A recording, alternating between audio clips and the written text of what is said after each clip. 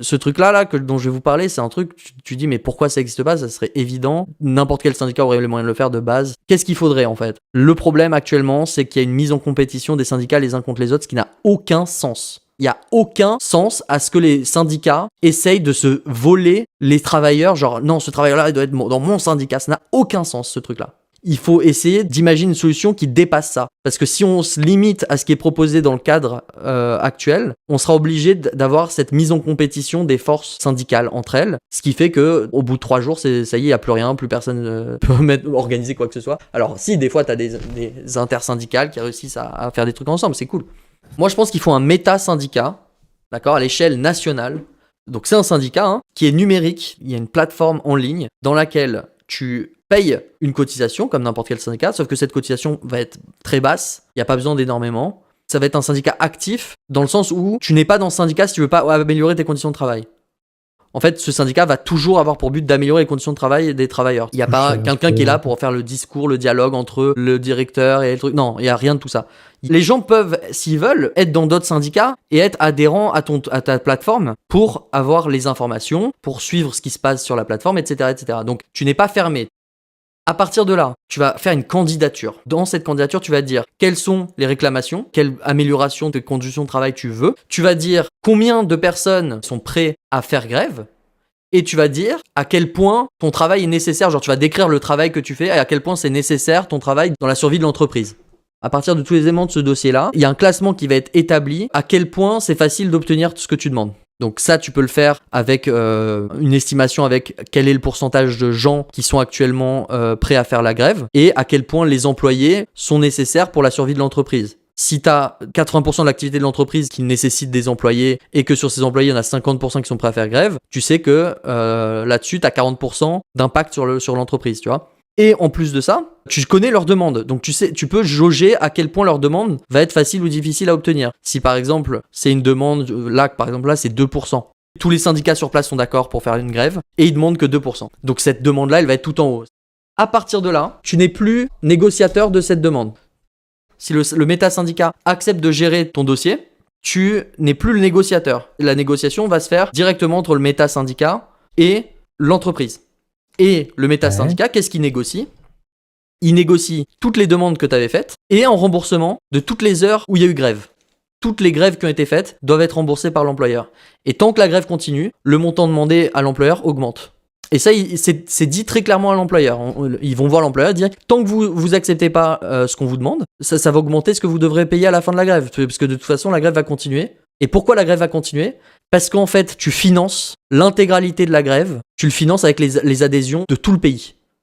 C'est-à-dire que toutes les gens qui cotisent à ce syndicat-là sont en train de financer une grève qui est en cours actuellement, sont en train de payer le salaire à quelqu'un qui fait actuellement grève dans une entreprise pour le projet qui a le plus de chances de gagner dans ton classement.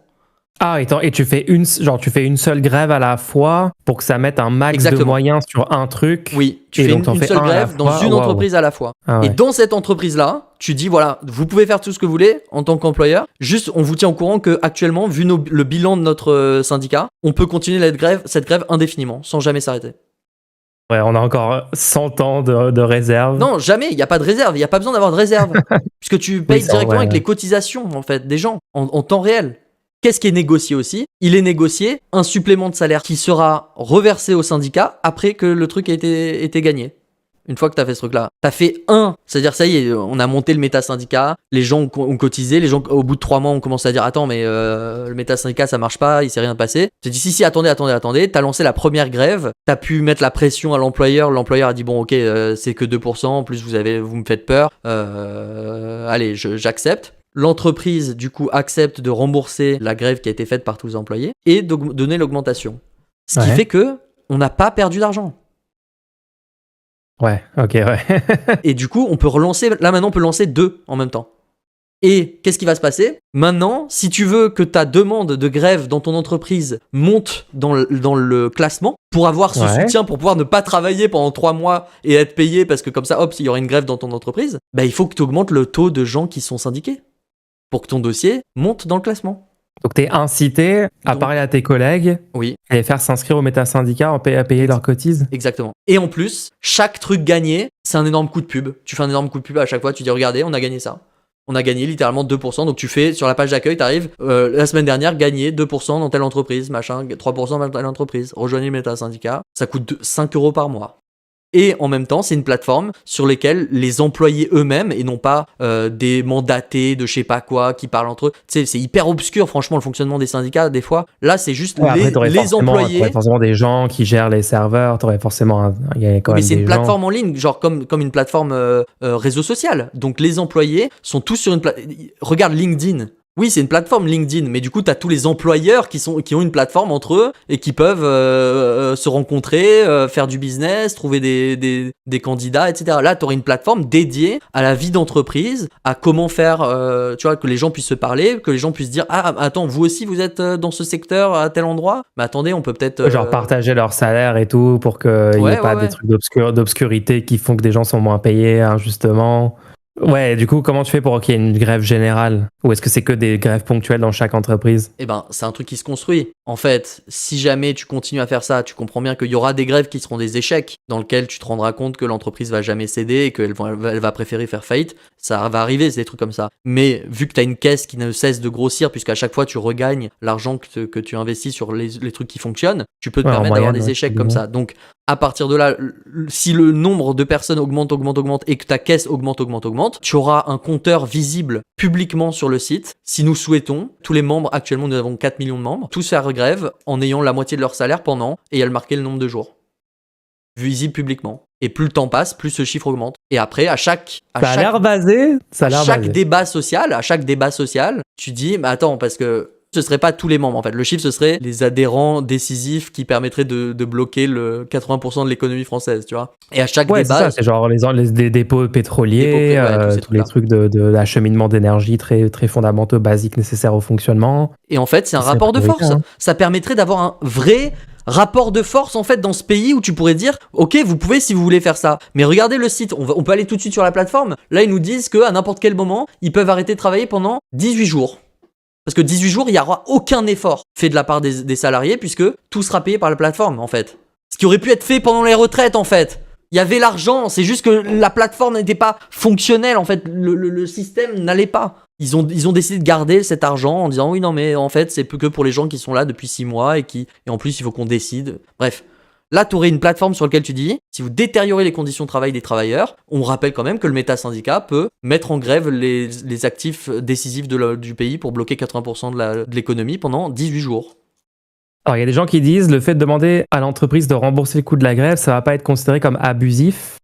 C'est déjà le fonctionnement actuel historique de la grève en fait. Ça a été une revendication depuis longtemps. Enfin, ça a jamais posé de problème jusqu'à maintenant. Ça a déjà été une revendication de payer les jours grévés. Moi, ma take dessus, c'est que, en fait, c'est une trop bonne idée, ça marcherait trop et c'est pour ça que personne n'en parle. Bah ouais, mais ça, c'est dans ta tête à toi, où du coup, 90% de la population est littéralement membre de la CIA. Selon ton... C'est factuel, mec. Regarde, tous les gens autour de nous sont membres de la CIA. De quoi tu parles? C'est littéralement un fait observable empirique. Et pour les gens qui ne le savent pas, les syndicats, tu donnes de l'argent aux syndicats quand tu es membre d'un syndicat. Je crois que les gens sont même pas au courant du fonctionnement d'un syndicat. Tu peux cotiser genre 10 € par mois, un truc comme ça, ouais. Les gens, dans tous les cas, rejoignez quand même un syndicat. Si vous avez plusieurs choix, regardez, demandez à vos collègues les plus anciens ce qu'ils ont gagné grâce au syndicat dans votre entreprise, dans votre organisation. Des fois, il n'y a qu'un seul choix et c'est pas forcément le meilleur choix. Des fois, ça peut quand même valoir le coup d'au moins se renseigner, même si vous voulez pas être membre du syndicat, pour leur demander de vous envoyer les actualités et tout. Vous pouvez passer à côté de trucs des fois. Vous pouvez passer à côté de news sur, par exemple, des grèves qui seront proposées et vous pouvez quand même participer aux grèves même si vous n'êtes pas membre d'un syndicat. Juste si un syndicat le propose, ça vous permet de participer aux grèves. Donc essayez de vous mettre sur les boucles de discussion des syndicats dans votre entreprise, etc. C'est dommage qu'il y ait eu cette construction de syndicats opposés les uns avec les autres parce que franchement on n'a pas besoin de ça, on est déjà... c'est toujours le diviser pour mieux régner. Regardez bien ce schéma-là, c'est les riches ont multiplié par 2 leur capital dans les 10 dernières années. L'immigration, c'est ça le problème. Regardez, la couleur de peau a changé chez vos voisins. Tu vois, donc on va diviser les gens entre eux alors qu'il y a des vrais problèmes, on pourrait s'en inquiéter là maintenant. Mais si on est séparés sur des sujets débiles, bah du coup on s'inquiète pas de ça, vous voyez. Et là c'est pareil pour les syndicats, c'est fou quand même que sur les syndicats on ait réussi à faire les retraites avec tous les syndicats, genre tout le monde se félicitait. Mais vous vous rendez pas compte, c'est quand même historique ce qui est en train de se passer. Les syndicats ils ont jamais été tous ensemble comme ça derrière un truc. Qu'est-ce qui est historique ? Qu'est-ce qui est historique ? On est en train de perdre 2 ans de nos vies.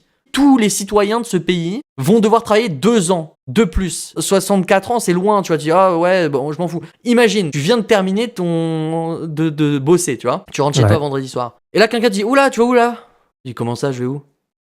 Il reste 2 ans, mon gars. de travail avant ton week-end, mec.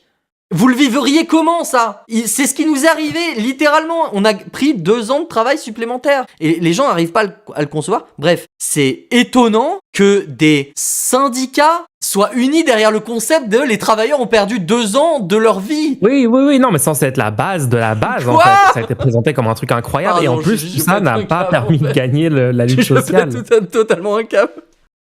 Tout ça pour au final de même pas déclarer une grève générale, tout ça pour au final ne rien faire. Non mais parce que par exemple, en parlant des caisses de grève, là tu le passage de cette réforme horrible. Tu proposes un truc intéressant avec le truc du méta-syndicat. Faut savoir aussi que les caisses de grève, ça existe déjà, et les syndicats, par exemple la CFDT, a 100 millions d'euros dans leurs caisses qui doivent servir à dédommager des caisses de grève. Ok, donc vous allez dire, ouais, donc en fait, ce qu'on propose, ça existe déjà, je sais pas quoi. Ok, mais est-ce qu'ils l'ont utilisé sur la réforme des retraites ? Est-ce qu'ils ont dédommagé des gens dans les secteurs stratégiques à des bons moments avec les ressources qu'ils avaient ? J'ai pas eu d'écho là-dessus. Mais franchement, le seul truc que j'ai vu montrer techniquement qu'il y avait des grèves qui se faisaient rembourser, c'était caisse de grève. J'ai pas vu de syndicat faire de communication sur regardez, les gens ils font grève et on finance les grèves et du coup ça va fonctionner quoi. Mais je sais pas, peut-être qu'ils le font sans communiquer dessus et tout, donc du coup le grand public enfin, je sais pas, il y a un problème. Non, mais normalement, l'organisation des travailleurs, c'est vraiment le moyen de lutte, quoi. Et après, le pire, c'est qu'après, les gens disent non, mais vous parlez que des élections, etc. Mais aussi, après, quand tu vas faire cette proposition. Voilà, donc c'était ce sujet-là.